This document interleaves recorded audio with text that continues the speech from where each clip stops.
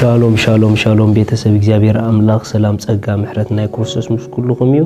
ሎም ድማ ከም ትخل ጊዜ እንካፈሎ ንማዓልት ዝኸውን ናይ ህይወት ቃል በፍላይ ሎሚ ከም ትትማለድ ጀመርኩልኩም ኣብ 2021 እዚ ዓመት እዚ ናይ መንፈስ ቅዱስ ዓመት በሐቅ ንኽትኮነልና ማለት ናይ መንፈስ ቅዱስ ምልአት ኣብ ህይወትና ክርዮ ናይ መንፈስ ቅዱስ ምንቅስቃስ ኣብ ህይወትና ክንርዮ ንርእስና ድማ ኣብ ናይ መንፈስ ቅዱስ ሓሳብ ንኽንረኽባ ኣብ 2021 እንታይ ንግበር ዝብሊና ንርኢ ዘለና ኣብ 2021 ናይ በሐቅ ናይ መንፈስ ቅዱስ ዓመት ኮነልና ከምዚ ንግበር ኩሉ ጊዜ ንዘምርን ነመስግንን ስለዚህ ሎም ማዓንቲ ኩሉ ጊዜ ንዘምርን ነመስግንን ኣብ 2021 ዝብል ክንርኢና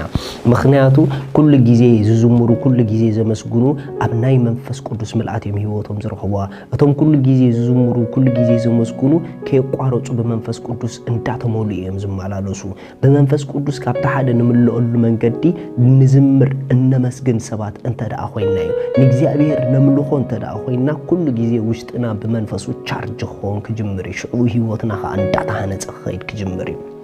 ስለዚህ ከምት ዝሓለፈ ተቕስ ዝራእናዮ ንዑደጊና ክንርኢና ኤፌሶን ምዕራፍ 5 እሺ ካብ 15 ባርሰ እንያ ጥቁፊ እሞ ጊዜ ዓዲኩም ከም ለባማትን በርከም ዓያሹ ዘይኮነ ከመይ ብትንቃቀ ከም ትመላለሱ ተመልከቱ ምእንቲ ዝፍቃድ ጎይታ እንታይ ምዃኑ አስተውዕሉ እምበር ዓያሹ አይትኹኑ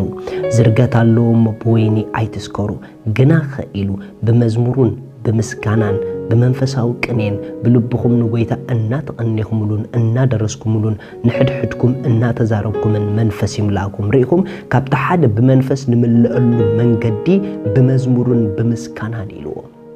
ሪኢኩም ካብታ ሓደ መዝሙሩን ምስጋናን ኣብቲ ናይ መንፈስ ቅዱስ ሓሳብ ንህይወት ካኽትረኽባዮም ዝገብሩኻ እንተዳ 2021 በሐቂ ኩሉ ምንቅስቃሳትና ኩሉ ስጉምትና ከም ሓሳብ መንፈስ ቅዱስ ኮነልና ንደል እንተዳ ኮይና ኣብ ናይ መንፈስ ቅዱስ ሓሳብ ንርእስኻ ንርእሰይ ክንረኽባ ዝገብረና መንገዲ ኣምልኾ ምስጋና ምዝማር እዩ እንተዳ ደይን ዝምር እንተዳ ደይን መስግን እንተዳ ደይን ምልኽ ኮይና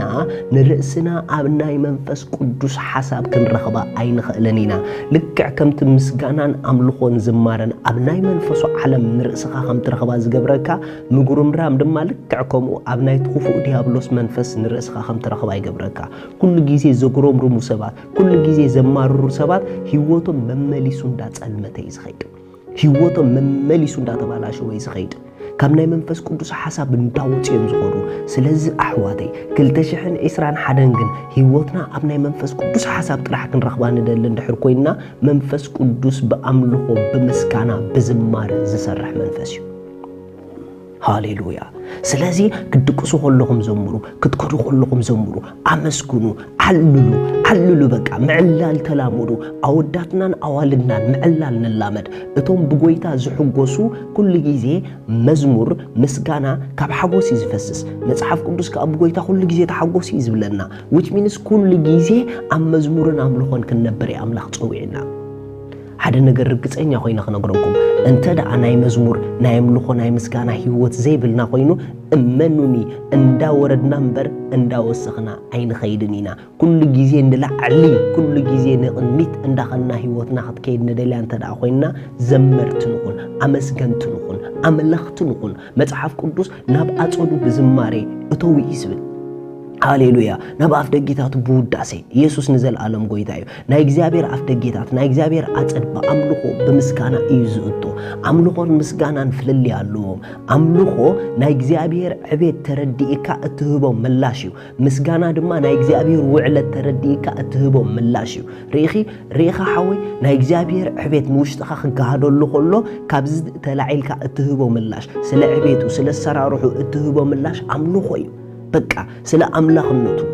نجزابير تهبو ملاش أملخوي كابز تبجيسكا خنا أملاخ تملخو مسكانا دما إجزابير زو على الكا وعلت كابو تبجيسكا ملاش كتهب كل خا مسكانا أيو سلازي نجزابير سلا عبيتو نملكو نجزابير سلا سنايس روحو نباركو نجزابير سلا وعلت كل جزينا مسكنو عبد التشحن إسران حدا وسنو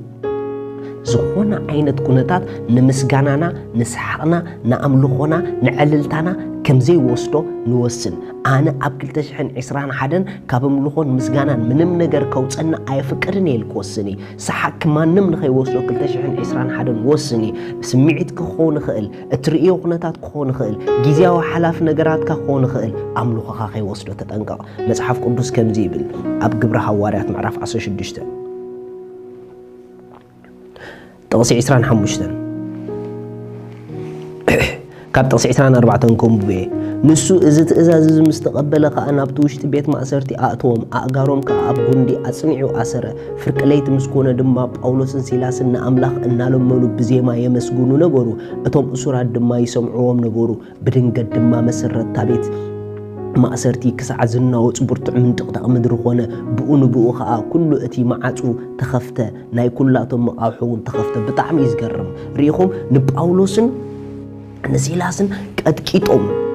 ብጣዕሚ ዝገርም ቀጥቂጦም ምስ ቃንዝኦም ምስ ደሞም ኣጽኒዖም ኣብ ጉንዲኦም ኣሲሮሞም ነገር ግን እዚ ዘሎ ኩነታት ማእሰርቶም ቃንዝኦም መቐጥቃጦም ግን ንኣምልኾኦም ንምስጋናኦም ግን ኣይወሰዶን ኣከምዚ ሰዓት ንኣምላኽ ምስጋና ኸቡ ጀሚሮም ምኽንያቱ ናቶም ምስጋና ካብ ደገ ተበጊሶም ዘይኮነስ ንእግዚአብሔር ካብ ዕቤቱን ካብ ውዕሎቱን ተበጊሶም ስለ ዘምልኽዎ ዝነበሩ መንፈሶም ኩሉ ግዜ ንምስጋና ድልው ነይሩ ዳስ ዋይ ኣብቲ ዘይምችእ ኩነታት ከምልኹ ከለዉ እግዚአብሔር ምላሽ ክህብ ከሎ ንርኢ ስለዚ ኣሕዋት ርግፀኛ ኮይና ክነግረኩም ዝደሊ ንኸይተመስግኑ ምንም ምኽንያት የብልኩም ዘጋጠመ የጋጥምኩም ንኸይትዕልሉ ንኸይተመስግኑ ንኣምላኽ ክብሪ ንኸይንህብ ምንም ምኽንያት የብልናን ሎማ ሓደ ሰብ ይወስን ኣብ 2021 ብዝሪኦ ኣምልኾ ኣይወሰደንን እዩ ብዝሪኦ ምስጋና ኣይወሰደንን እዩ ብዝስምዐኒ ስምዒት ዕልልታይ ካብ ኣፈይ ኣይወሰደን እዩ ክዕልለ ክስሕቕ ከመስግን ይበሉ ሓደ ነገር ክነግረኩም ሓያላት ንኹነታቶም ብሰሓቕ ዝቕየሩ ሰባት እዮም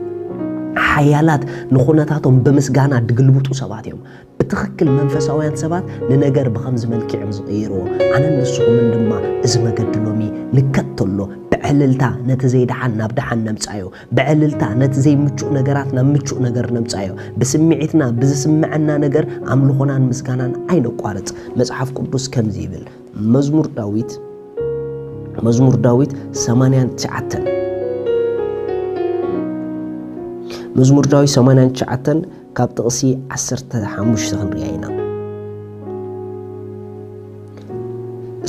መዝሙር ዳዊት 89 ክብል መዝሙር ዳዊት 89 ካብ ጥቕሲ 15 የቕሬታ እቲ ዕልልታ ዝፈልጥ ህዝቢ ብፁዕ እዩ ወይ እግዚአብሔር ብብርሃንካ ገጽካ ንመላለስ ብብርሃን ገጽካ ይመላለሱ በስምካ ምሉ መዓልቲ ሕጎሱ በጽድቅኻውን ልዕል ይብሉ ክብሪ ሓይሎም ንስኻ ኢኻሞ ብመጎስካ ቀርንና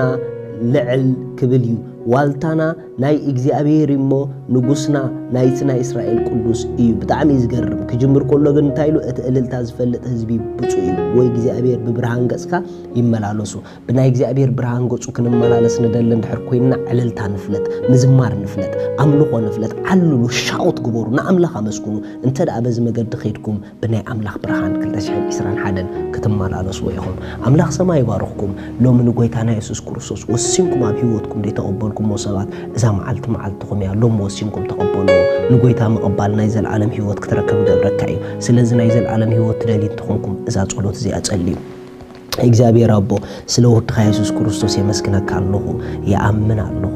ኢየሱስ ክርስቶስ ስለ ኃጢአቴ ከም ድተሰቅለን ዕዳ ኃጢአቴ ከም ዝኸፈሎን ስለይ ከም ዝሞተ አምላኽ በሳልሰይቲ መዓልቲ ከም ዘተንስኦ አቤማን አምላኽ ከም ዝተቀመጠ የአምን ኣለኹ ኢየሱስ ክርስቶስ ጎይታይ መድኃኒይ አምላኸዩ ካብዛ ሰዓት ንኢየሱስ ክርስቶስ ብምእማነይ ሓድሽ ፍጥረት ውሉድ አምላኽ ኮይነኤ መንፈስ ቅዱስ በእምነት ብሽም ኢየሱስ ይقبلك ኣለኹ አሜን እዚ አዝወሰንኩም